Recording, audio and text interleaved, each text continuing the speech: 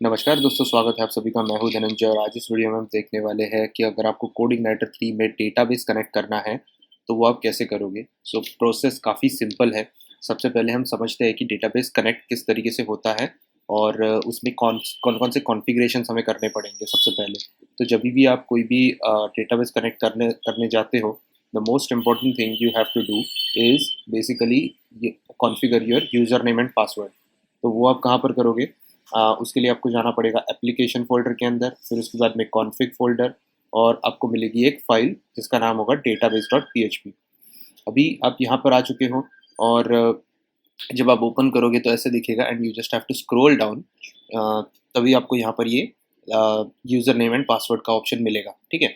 तो डिफ़ॉल्ट जो यहाँ पर आपको दिख रहा है, ये कॉन्फ़िगरेशन बाय डिफ़ॉल्ट आते हैं जब आप कोडिग्नाइटर 3 इंस्टॉल करते हो।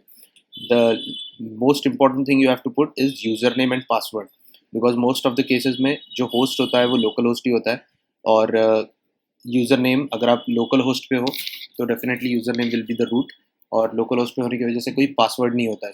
यहाँ पर मैं भी कोई पासवर्ड डालने वाला नहीं हूँ, but when you are actually making this application live on C panel और एनी सर्वर, तो यहाँ पर आपको फिर उसका पासवर्ड भी डालना पड़ेगा। And then the database. तो अभी इन माई केस मैं कौन से डेटाबेस पे काम कर रहा हूँ? कोड 3। ओके, सो ये कोड 3 मेरे को यहाँ पर डालना पड़ेगा। तो ये मैंने डाल दिया। अभी इसको मैं कर देता हूँ सेव। दैट्स इट, इतना ही कॉन्फ़िगरेशन मुझे करना है। अभी मैं क्या करता हूँ, अभी मैं चले जाता हूँ डायरेक्टली कंट्रोलर में और ये वेलकम कंट्रोलर में चले जाता हूँ। तो मैं आपको सबसे पहले दिखाता हूँ कि मेरे पास टेबल कौन सा है। एक आइटम्स करके टेबल है। अभी इस टेबल के अंदर क्या डेटा है?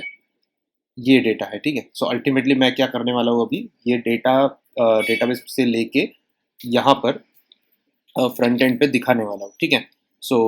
यहाँ पर आपको बहुत सारी चीज़ें कवर अप हो जाएंगी, जैसे कि सबसे पहले डेटा कैसे लेना है डेटाबेस में से, उसको व्यू पे कैसे सेंड करना है और व्यू पे सेंड करने के बाद उसको लूप कैसे करना है। So that is all going to we are all this things we are going to cover today. तो सबसे पहले मैं अभी इंडेक्स फंक्शन है, इसी तरीके से एक दूसरा फंक्शन बना लेता हूँ। सो पब्लिक फंक्शन एंड उसका मैं नाम देता हूँ db demo. Okay, db underscore demo. अभी एक minute, let me just zoom it. या नाउ होपफुली आपको ठीक से दिख रहा होगा। अभी यहाँ पर मुझे क्या करना है? सबसे पहली चीज़ मुझे करनी है this db and then I have to just write get. Okay, so I think एक चीज़ मैंने मिस कर दी है, जो कि सबसे पहले मेरे को db, ये जो मैं यूज़ कर रहा हूँ इसको मुझे लोड भी करना है, ठीक है? सो वो लोड करने के लिए मुझे जाना होगा ऑटो लोडर में। और ऑटो लोडर में आप जैसे स्क्रॉल, यहाँ पर अभी सबसे पहले लाइब्रेरी है। आपको यहाँ पर एक एग्जांपल भी दिख रहा होगा कि डेटाबेस करके लाइब्रेरी हमको इंपोर्ट करनी है। और ये जो ड्राइवर्स है, ये ड्राइवर्स कैशिंग वगैरह के लिए हम यूज़ करते हैं। तो ये भी मैं एक अलग वीडियो में कवर अप करूँगा कि कैशिंग को किस तरीके से इनेबल करते हैं, उसको कंट्रोल कैसे करते हैं and what are the benefits of caching basically. तो that is also very interesting topic. तो अभी के केस में हमको क्या करना है, बेसिकली ये डेटाबेस को जस्ट कॉपी करके मैं यहाँ पर एक एरे में डाल देता हूँ। एंड ये करने के बाद क्या होगा, ऑटोमेटिकली ये जो लाइब्रेरी है, डेटाबेस की लाइब्रेरी, जो कोर कोर फोल्डर में आपको देखने को मिलेगी। मैं एक बार दिखा देता हूँ, सिस्टम के अंदर ये जो फोल्डर है, यू नो यहाँ पर आपको डेटाबेस के अंदर आपको ये डीबी फाइल मिलेगी। सो बेसिकली ये लाइब्रेरी ऑटो लोड हो जाती है और जो भी अपने कॉन्फ़िगरेशंस किए हैं उस कॉन्फ़िगरेशन के हिसाब से, लेट्स से मैंने माई आई सेलेक्ट किया है, तो ये वाला ड्राइवर उसमें ऑटोमेटिकली लोड हो जाता है, ठीक है? तो यहाँ पर हम जो डिफाइन कर रहे हैं driver, dB driver, okay, so that way ये ऑटोमेटिक उसको लोड कर देता है। तो इतना ही है, बस अपने को यहाँ पर करना है and then we can definitely go ahead and run this particular query. अभी यहाँ पर मैं क्या करता हूँ, सिंपली मेरे टेबल का नाम डाल देता हूँ। सो मेरे टेबल का नाम है items and I have to just get all the records. So मैं रिजल्ट एरे, ठीक है? इतना ही एक लाइन का कोड अगर मैं लिखता हूँ एंड मैं यहाँ पर प्रिंट आर कर देता हूँ, ठीक है ना, तो आपको दिखेगा ये सारा का सारा डेटा यहाँ पर आ चुका है, ठीक है? सो मैं अभी इसको welcome slash db underscore demo, okay. और या बिकॉज यहाँ पर htxs की फाइल है नहीं, इसकी वजह से ये प्रॉब्लम आ रहा है, but not a big deal. इसके लिए आपको जस्ट कोडिग्नाइटर 3.htxs अगर आप गूगल करते हो, you will easily find that particular thing, because ये क्या होता है ना कि जब आप जिप फाइल यहाँ से डाउनलोड करते हो तो वो हिडन फाइल होती है and sometime it come into your project folder, sometime वो hidden रहती है, so that becomes a big pain in the butt, लेकिन it is very simple to do.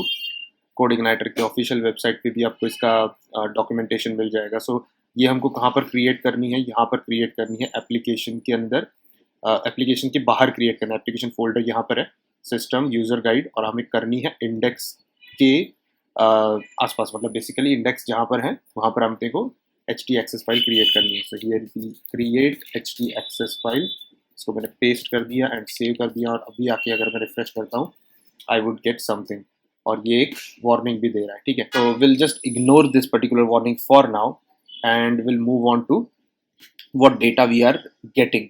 तो देख सकते हो आप कि यहाँ पर मेरे को वो डेटा मिल रहा है. एंड ये वार्निंग भी क्यों आ रही है, बेसिकली बिकॉज हमने यहाँ पर, अगर आप इंडेक्स में आओगे तो यहाँ पर एक डेवलपमेंट वाला इन्वायरमेंट सेट हुआ है, but for now I just make it as a production, तो ये भी निकल जाएगा. अभी मैं क्या करना चाहता हूँ कि इस पर्टिकुलर डेटा को व्यू पे सेंड करके एक सिंपली HTML में लिस्ट में दिखाना चाहता हूँ. That is also very simple. So what I will do, मैं अभी कंट्रोलर पे जाता हूँ एंड इस पर्टिकुलर चीज़ को मैं सबसे पहले एक वेरिएबल में स्टोर करता हूँ. So here is my data and then what I have to do, I just have to say page underscore data, और इसके अंदर मैं ये एक वेरिएबल बना के यहाँ पर ये एरे को सेंड कर रहा हूँ. Then I have to just say this load view, और उसके अंदर मैं डाल देता हूँ मेरा view. So here is my demo DB demo, और साथ ही साथ मैं पेज अंडरस्कोर डेटा भी सेंड कर रहा हूँ. सो ये एक एरे है. Ultimately I am sending this array to this particular file. अभी ये फाइल मैं क्रिएट करूँगा यहाँ पर व्यू के अंदर, जो मेरा ये फाइल था वेलकम मैसेज, उसी के नेक्स्ट मैं ये फाइल क्रिएट करूँगा db_demo.php. ओके, सो ये फाइल मैंने क्रिएट कर ली है. अभी यहाँ पर आके मैं पहले इसको प्रिंट आर कर देता हूँ, so that we can see that what we are receiving. Okay, और if there is any error यहाँ पर अपने को वो दिख जाएगा. तो मेरा जो वेरिएबल था वो था डेटा नाम, उसका नाम था डेटा. ओके, सो ये मैं डायरेक्टली उसको यूज़ कर रहा हूँ. यहाँ पर मैं जो नाम दूंगा, I just have to use that name with $. Okay, so that's it. अभी मैं इधर इसको फिर से रिफ्रेश करता हूँ, I would get the similar result. Okay, मैं कितनी बार रिफ्रेश कर रहा हूँ, मुझे सिमिलर रिजल्ट मिल रहा है because my data is coming to my view. Okay, अभी मैं क्या कर रहा हूँ, इसको for each loop and then I am just putting this data variable over here as d. Okay, और फिर मैं इसको अभी प्रिंट आर भी कर सकता हूँ, या फिर मैं सीधे सीधे अभी इसको एको ही कर देता हूँ. सो एको करते समय मैं जस्ट इसको अभी एक li एलिमेंट में डालूंगा and then I could able to list out all the records. Okay, so यहाँ पर मैं अभी उसको सबसे पहले यहाँ पर वो डाल देता हूँ D, और मेरा था item name, and इसको मैं bold कर देता हूँ and break कर देता हूँ यहाँ पर, and here also I have to just say bold, और फिर नीचे यहाँ पर पैराग्राफ में मैं इसको डिस्क्रिप्शन डाल देता हूँ. so D item disk. okay, DES. All right, और यहाँ पर मैं उसको फिर अभी पैराग्राफ क्लोज कर देता हूँ. सो अभी इसको मैं सेव करूँगा एंड रिफ्रेश करूँगा. हियर यू कैन सी मेरा लिस्ट आ चुका है. Okay, so that's it for this video. और ये प्रोसेस में अगर आपको कहीं पर भी प्रॉब्लम आ रहा है या फिर कोई एरर आ रहा है तो कमेंट सेक्शन में मुझे ज़रूर बताइए. और अगर आपको ये वीडियो हेल्पफुल लगा है तो प्लीज़ लाइक कीजिए, चैनल को सब्सक्राइब कीजिए और बेल बटन को ज़रूर दबाइए.